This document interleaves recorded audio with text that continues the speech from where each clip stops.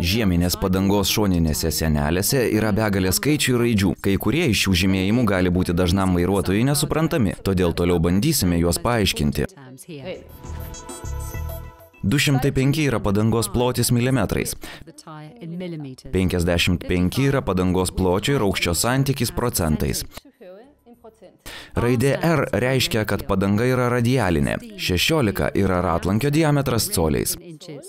Raidė H yra greičio indeksas, kuris reiškia, jog šios padangos maksimalus leidžiamas greitis yra iki 210 km/h. Jei norite sužinoti, kada buvo pagaminta padanga, turite ieškoti šių 4 skaičių. 18 nurodo pagaminimo savaitę, o 12 nurodo pagaminimo metus. Ši padanga buvo pagaminta 2012 m. balandžio mėnesį.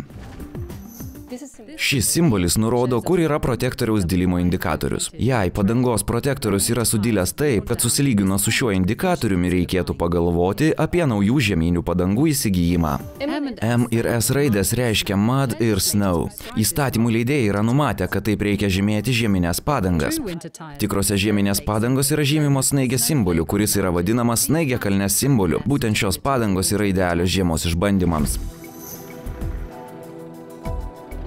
Visos žieminės Continental padangos parduodamos Europoje atitinka reikalavimus taikomus padangoms su snaigiakalne. Todėl su tokiamis padangomis galite drąsiai važinėti sniegu ir ledu padengtais keliais.